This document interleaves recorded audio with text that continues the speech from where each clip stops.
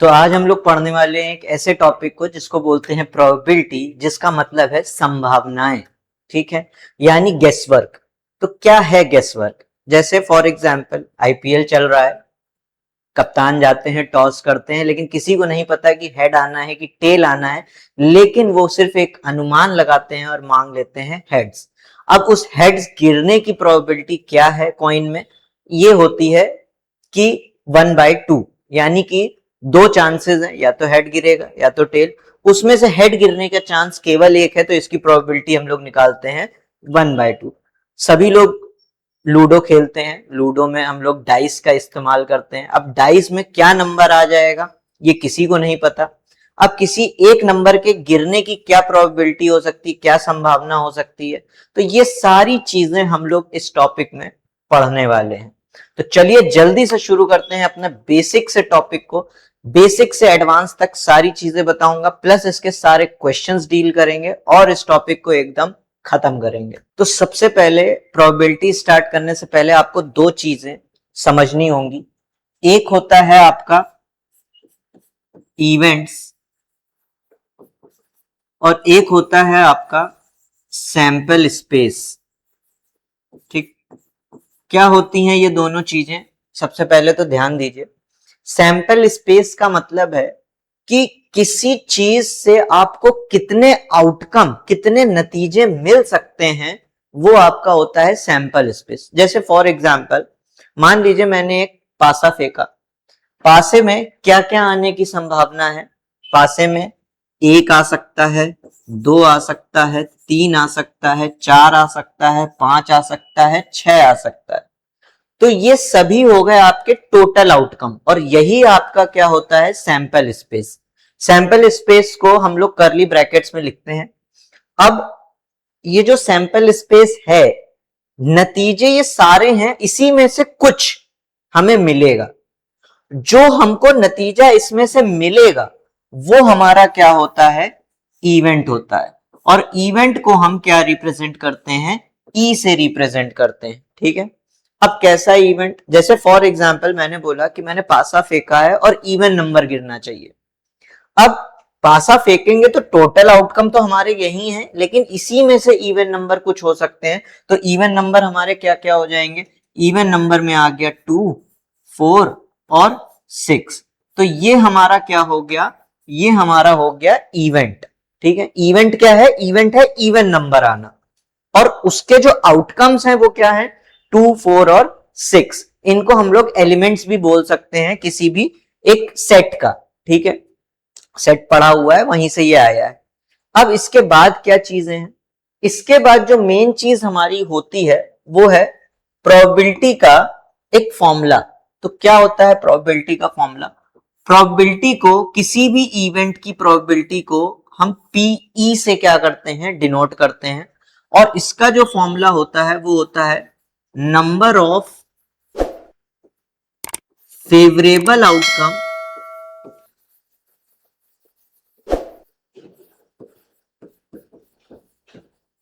Divide by total number of outcomes. बहुत simple सा formula है, और इसी को बस हमें हर जगह यूज करना है। ठीक है, मतलब हमको दो चीजें पता होनी चाहिए। एक तो कितने आउटकम्स टोटल हैं, जैसे पीछे पासा फेंका था तो कितने आउटकम्स आ रहे थे। तो पीछे जब हमने पासा फेंका था तो हमने देखा कि कितने आउटकम्स आए हमारे, 1, 2, 3, 4, 5, 6, टोटल 6 आउटकम्स आ रहे हैं। अब अगर मैंने एक इवेंट की बात करी, इवेंट क्या था? इवेंट था इवन नंबर आना। तो इवन नंबर आने में कितने फेवरेबल आउटकम्स हैं इवन नंबर में? तो 2, 4, 6, यानी 3 फेवरेबल आउटकम्स हैं। तो अगर मैं इसकी प्रोबेबिलिटी निकालूं, इस इवेंट की प्रोबेबिलिटी ऑफ इवन नंबर, ठीक है, तो इवन नंबर की प्रोबेबिलिटी क्या हो गई हमारी? फेवरेबल आउटकम्स थे 3, टोटल आउटकम्स हैं 6, तो इसकी प्रोबेबिलिटी हो जाएगी 1/2। तो ये प्रोबेबिलिटी हमारी आ गई 1/2।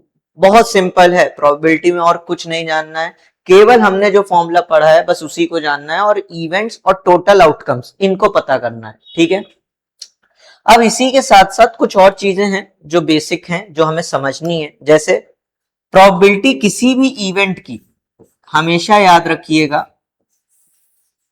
0 से 1 के बीच में लाई करती है। अगर मैं फ्रैक्शन में बात करूं तो 0 से 1 के बीच में लाई करेगी। अगर मैं परसेंटेज वाइज बोलूं तो परसेंटेज वाइज 0% से लेकर 100% तक प्रोबेबिलिटी हो सकती है, उससे ज्यादा नहीं होगी, ये याद रखिएगा। अब इसके बाद इसके बीच में कुछ कंडीशंस है, इसके बीच में हो कुछ भी सकता है, लेकिन कुछ कंडीशंस हैं जिनको हमें ध्यान में रखना होगा। जैसे सबसे पहली कंडीशन है 25%, या इसी को हम लोग 1/4 बोलते हैं, यानी किसी चीज के 1/4 होने की संभावना। तो इसको हम लोग बोलते हैं कि ये कंडीशन जो आई है ये वेरी लेस लाइकली है, मतलब बहुत कम चांसेस हैं कि ये चीज हो रही है। अगर कोई चीज 1/4 आ रही तो मतलब बहुत कम चांस है। इसके बाद हमारी दूसरी प्रोबेबिलिटी होती है 50%, या इसी को हम लोग 1/2 बोलते हैं, और इसको हम लोग इक्वल चांस बोलते हैं। इक्वल चांस का मतलब दोनों चीज होने की संभावना बराबर बराबर है। जैसे अभी मैंने एक पासे का एक कॉइन का एग्जांपल लिया था। कॉइन में क्या था, मैंने कॉइन को फ्लिप किया, अब फ्लिप करने के बाद केवल दो ही कंडीशन है, या तो हेड आएगा और या तो टेल आएगा। दोनों की इक्वल चांस है, क्यों? क्योंकि हेड आने की प्रोबेबिलिटी भी 1/2 होती है और टेल आने की प्रोबेबिलिटी भी 1/2 होती है, यानी कि दोनों के आने के इक्वल चांस है। इसके बाद हमारा एक कंडीशन हम लोग याद रखते हैं 75% की। 75% यानी 3/4 कंडीशन होती है, तो ये बहुत ज्यादा चांसेस है कि ये होगा। अगर किसी चीज की संभावना आ रही 75%, यानी उसकी होने के चांसेस बहुत ज्यादा है। तो मोर लाइकली, ये चीज क्या है, ये ज्यादा होने की संभावना है, तो मोर लाइकली टू हैपन। ठीक है, तो ये मोर लाइकली हो गया। 100% का मतलब है कि वो चीज हमेशा होगी, और 0% का मतलब है नो चांस, मतलब वो होगी ही नहीं। ठीक है, जैसे मैं फॉर एक एग्जांपल ले लूं, मैंने बोला मैंने पासा फेंका और नंबर 7 आ जाए, तो आप भी बोलेंगे क्या बेकार की बात कर रहे हैं, 7 पासे में आ ही नहीं सकता है, तो यानी उसकी प्रोबेबिलिटी क्या हो जाएगी, 0 हो जाएगी, क्योंकि वो हो ही नहीं सकता। ठीक है, अब अगर मैं बोल दूं कि मैंने पासा फेंका और नंबर 7 से छोटा गिरे, तो आप बोलेंगे हर बार पासा फेंकने पर नंबर 7 से छोटा ही आएगा, तो इसका मतलब है उसकी प्रोबेबिलिटी क्या है, 100% है, वो हमेशा होगा। ठीक है, तो ये था थोड़ा सा और बेसिक जो प्रोबेबिलिटी के बारे में हमने समझा। इसके बाद एक दो चीजें और हैं, जैसे प्रोबेबिलिटी के बारे में हम जानेंगे।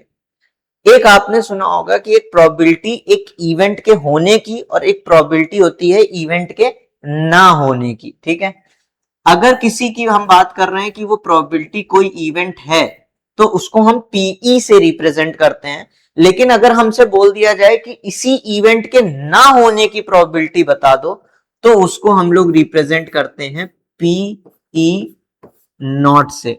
ठीक है, मतलब फॉर एग्जाम्पल अगर मैंने इस इवेंट को लिया है कि इवन नंबर गिर जाए,